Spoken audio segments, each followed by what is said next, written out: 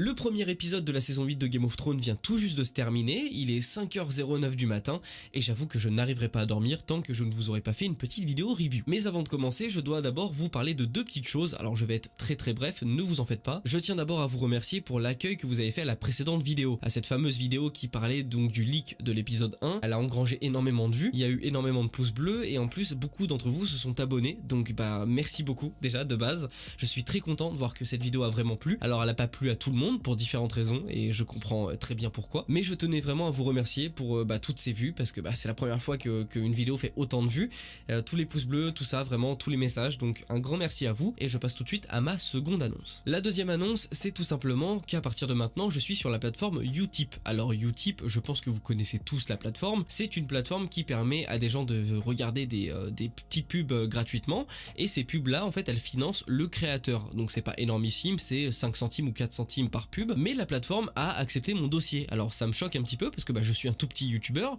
mais voilà, le dossier est passé et écoutez, moi je vous mets ça dans la description et puis si vous êtes motivé, si le cœur vous en dit et si le contenu surtout vous plaît, eh bien vous pouvez toujours aller regarder une ou deux petites pubs gratuites, histoire que moi ça me fasse une petite rémunération. Je m'attends pas à des sommes astronomiques, pas du tout, mais si en plus d'un autre côté il y a un facteur d'argent, un facteur monétaire, c'est vrai que ça rajoute encore plus de motivation, on va pas se mentir, hein, je vais être totalement transparent avec vous.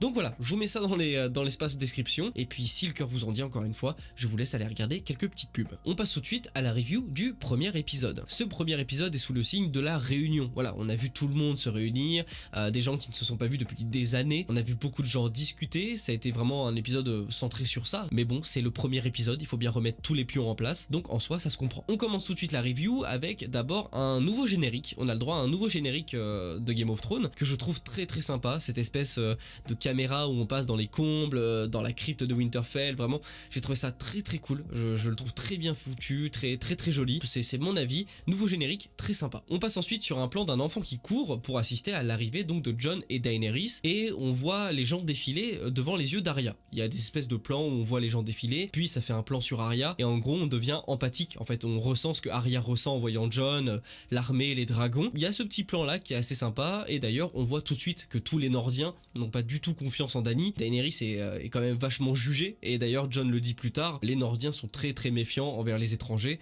et ça se voit direct. Autre chose que l'on voit directement, c'est que Bran n'aime pas perdre de temps. Bran, dès l'arrivée de Daenerys et Jon, il regarde Daenerys et lui dit que le roi de la nuit lui a pris un de ses dragons, qu'ils ont pété le mur avec, qu'il a pété le mur avec, pardon, qu'en gros ils sont en chemin. Voilà, Daenerys se fait directement défoncer dès qu'elle arrive, au moins c'est bien, parce que venant d'un personnage comme Bran, ça choque pas tellement, et d'un autre côté, au moins ça s'est évacué, il n'y a pas de demi-tour à prendre, Bran il le dit, c'est fait, c'est net, il connaît les enjeux.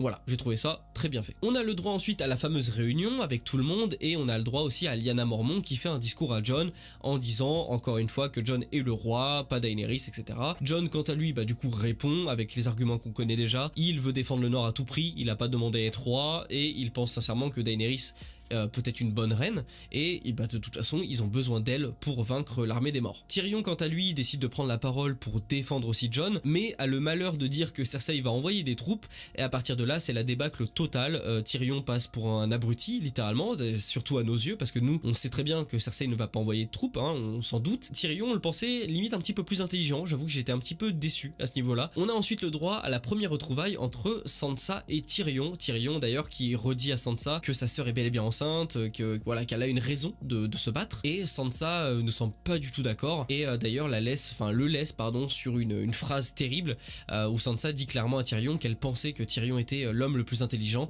et en fait qu'elle s'est bien trompée. Deuxième session de retrouvailles entre Arya et Jon et là c'est super émouvant, on a le droit à un gros câlin, ils parlent un petit peu de leurs épées et on sent vraiment l'émotion dans le câlin de Jon et Arya. C'est une très belle scène, j'ai beaucoup aimé. Donc voilà, scène assez courte mais très intense. On part ensuite à Port-Réal où Qyburn informe à Cersei que du coup les marcheurs blancs ont passé le mur et on sent quand même que Qyburn est un petit peu touché par ce qui se passe. On sent qu'il est vachement plus investi. Cersei elle s'en bat littéralement les couilles, on peut le dire, et du coup au moment où elle s'en va, on voit la flotte énorme de Euron arriver avec la compagnie dorée à son bord. On a d'ailleurs le droit à un petit échange entre Yara et Euron dit encore une fois à Yara que de toute façon lui tout ce qui l'intéresse c'est coucher avec Cersei et d'ailleurs dans la salle du trône Euron finit par réussir à convaincre Cersei. Voilà, il fait un petit peu de forcing, mais ça finit par passer. Et d'ailleurs, après le coït, après la baise, hein, comme on appelle ça, Euron hésite pas à dire à Cersei que de toute façon, lui, il va mettre un petit bébé dans son ventre, un petit prince, comme il l'appelle. Et là, il y a deux réactions possibles de la part de Cersei, puisqu'elle se touche le ventre. Alors, on peut se demander, est-ce qu'elle se touche le ventre parce qu'elle est déjà enceinte, ou est-ce qu'elle se touche le ventre de dégoût? Vous savez, comme si elle se disait,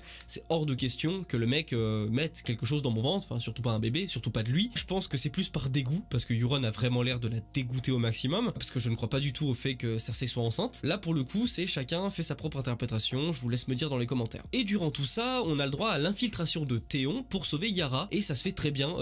Théon arrive et défonce plusieurs gardes. D'ailleurs, le dernier prend très cher, hein, et il sauve Yara très bien. Il y a enfin vraiment aucun problème. Après un petit coup de boule de la part de Yara pour quand même remettre les idées en place à Théon, ils partent tous les deux vers les îles de fer, mais Théon fait sentir à Yara que lui préférerait repartir dans le nord pour justement achever sa rédemption et combattre l'armée des morts aux côtés des Stark. Et Yara le comprend tout à fait, et c'est une très jolie scène d'ailleurs. Et voilà, elle dit à Théon qu'il n'y a pas de souci, qu'il peut retourner dans le nord et qu'il n'hésite pas à les tuer bien correctement. On retrouve Jon et Daenerys, et forcément ils parlent de Sansa, et Daenerys d'ailleurs, on sent une petite pointe de mépris dans ce qu'elle dit au niveau de Sansa. En gros, on sent que c'est pas le fait qu'elle ne l'aime pas qui la gêne, c'est plus le fait qu'elle se refuse, qu'elle refuse de ployer le genou, voilà, qu'elle refuse de se soumettre à Daenerys. Et quand elle le dit, on sent limite une pointe vraiment de haine, on sent quelque chose qui est terrible. C'est comme si elle lui dit en gros, ouais, ta soeur elle est bien gentille, mais si elle ploie pas le genou, je la brûle. Voilà, elle le dit pas concrètement parce qu'elle se fait couper avant, mais j'ai trouvé ça vraiment très agressif de la part de Daenerys. Elle est quand même assez vénère. On passe ensuite à la scène où Jon et Dany vont voir les dragons pour voir un petit peu comment ils vont, et Jon se rapproche de Rhaegal, et Daenerys lui propose carrément de monter dessus. Jon au tout début est très sceptique, hein, il a pas du tout envie, mais au final il l'ose, il monte sur Rhaegal, et ils sont tous les deux du coup partis pour une balade. D'ailleurs je tiens à parler un petit peu de la mise en scène, parce que la balade est tellement bien filmée, tellement bien faite, que vraiment je sais pas vous, mais moi j'ai eu des petits frissons. Vraiment, je me suis cru sur le dragon des fois, j'étais tellement à fond que je me suis putain, ça donne envie quand même, ça donne envie de monter un dragon. Mais bref, ça contrairement au leak, du coup c'est une chose qu'on n'a pas vu venir. Beaucoup de gens pensaient que Jon allait demander à Daenerys de monter un dragon, et au final ça s'est vraiment fait naturellement. C'est Daenerys qui a un petit peu poussé Jon à le monter, mais vraiment naturellement, et je trouve que c'est très bien exploité par la série. Il a un feeling avec, ça se voit, il y a un petit truc, d'ailleurs on apprend pourquoi ensuite, mais c'est bien, je suis très content de ce choix là pris par la série. Troisième grande réunion, et là on a le droit à Gendry, le limier et Arya qui se retrouvent, et là c'est un petit peu un gros délire, hein. Ça se met un petit peu des petits tacles, des petites insultes. On sent que le limier a vraiment la haine contre Arya, on sent que Arya a un petit peu la haine contre le limier, mais par contre entre Gendry et Arya tout se passe bien, ils ont des petites retrouvailles très sympathiques. Arya veut une nouvelle arme en verre dragon, et Gendry est capable de lui faire, il la chérit un petit peu sur le fait que ce soit une lady, etc. J'aurais aimé peut-être plus de limier à Arya, mais on en aura sûrement plus dans les prochains épisodes. On retrouve ensuite Sansa et Jon qui ont une discussion très tendue au sujet forcément de Daenerys. Au tout début, voilà, on sent que vraiment Sansa n'est pas du tout pour, mais Jon arrive à trouver les mots et arrive à quand même retrouver un terrain d'entente, et on sent que ça se calme un petit peu. Mais Sansa met tout de suite Jon face à ses actes et lui dit, il lui demande s'il l'a fait uniquement par amour ou s'il l'a vraiment fait pour sauver le Nord. Et là, bon, nous on sait que c'est un petit peu des deux, mais du point de vue de Sansa, c'est une très bonne question. Bon, Jon lui donne pas de réponse, on passe à une autre scène, mais j'avoue que c'est très bien pensé de la part de Sansa, et je pense du moins que Sansa ne va pas lâcher le morceau de sitôt. Elle va sûrement s'apaiser avec le temps, pour Jon en partie, mais voilà, elle va toujours émettre des réserves, et on sent que ça va être un petit peu tendu de son côté. Daenerys vient ensuite chercher Sam pour la remercier tout simplement d'avoir soigné Jorah, et au fil de la discussion, Daenerys apprend que Sam est un Tarly, et malheureusement elle est obligée de lui dire la vérité, hein, sur ce qui s'est passé, sur le fait qu'elle a brûlé son père et son frère. Sam est complètement détruit. J'avoue que je m'attendais à une réaction un peu triste de la part de Sam, mais pas à ce point. Ça m'a vraiment ému. C'est bizarre, mais Sam est l'un des personnages, encore une fois, les plus empathiques, si ce n'est le plus empathique, et j'étais vraiment hyper touché devant sa réaction, et c'était super, vraiment une très belle incarnation de l'acteur, encore une fois, un truc de dingue. Donc bref, voilà, c'est Sam, on sent qu'il est dans un très très sale état et pas le temps pour lui de se reposer car dès qu'il sort pour du coup prendre un peu l'air, il croise Bran, lui demande ce qu'il fait là et Bran lui dit qu'il est temps.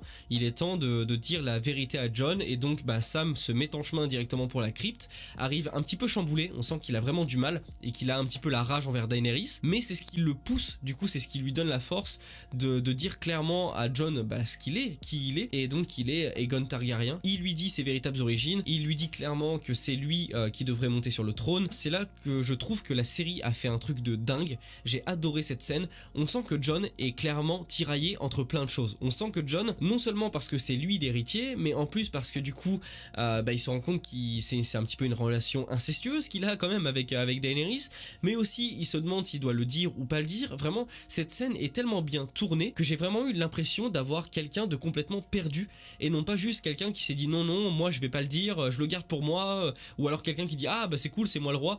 En gros, on sent vraiment que Jon est dans un état où il est complètement perdu et c'est dingue. Je trouve ça vraiment ouf parce que on en vient à hésiter et même moi maintenant j'arrive pas à me projeter, à me dire clairement Jon va dire à Daenerys non c'est moi, ou va carrément le cacher. Je sais pas, c'est ça qui est fort dans Game of Thrones, c'est que tout peut arriver et je trouve ça formidable. On arrive donc à la dernière scène de ce premier épisode où on voit Beric et Tormund, donc voilà, encore une fois ils sont vivants, ça maintenant tout le monde le sait depuis les bandes annonces, et ils retrouvent Ed, le dernier commandant de la garde de nuit si je dis pas de bêtises, et ils se retrouvent face à un message du roi de la nuit qui est passé par là. En gros on voit un enfant, donc je crois que c'est l'enfant Humble, je sais plus comment on le prononce exactement en français, mais en gros ce gamin ils l'ont cloué au mur avec des espèces de membres sur les côtés, ça fait une sorte de spirale comme d'habitude, les spirales du roi de la nuit, sachant qu'il y a quand même un petit screamer au moment où le garçon se met à crier, on le voit avec ses yeux se réveiller, mais je m'attendais pas au cri personnellement, et voilà, en gros ils lui mettent le feu. C'est une scène qui est quand même assez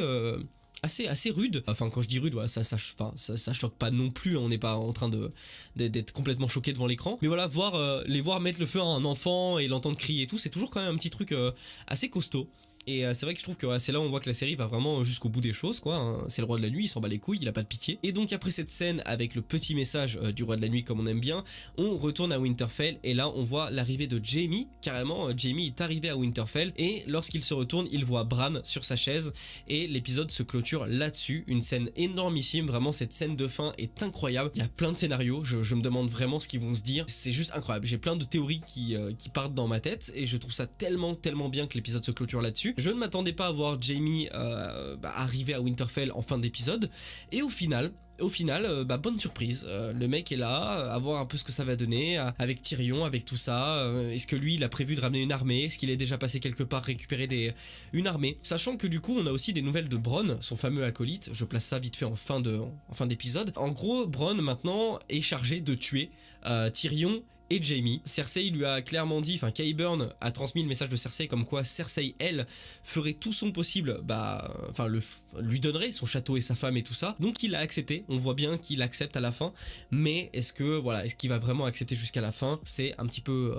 Voilà, la surprise, on sait pas trop. Mais bon voilà, ce qui conclut du coup cette première review de ce premier épisode de la saison 8 de Game of Thrones. J'espère que cette vidéo vous a plu, j'ai essayé vraiment de faire un truc assez cool, assez concis. Après c'est très dur de vouloir résumer des épisodes de Game of Thrones en 10 minutes, souvent ça dure un petit peu plus longtemps. Mais j'espère que le montage avec les petits effets, les petites transitions et tout ça, j'arriverai à faire quelque chose de cool à écouter et à voir. Sur ce, comme d'habitude, on n'hésite pas à s'abonner, on met un pouce bleu, on partage. N'hésitez pas à aller sur Utip, comme je vous l'ai dit au tout début de la vidéo. Et puis moi, je vous dis à très bientôt pour une très grosse vidéo, pour la fameuse vidéo sur The Flash que je dois faire depuis des mois. À mon avis elle fera pas beaucoup de vues, mais bon, c'est comme ça. Écoutez, c'était Sam et on se donne rendez-vous très vite pour une prochaine vidéo.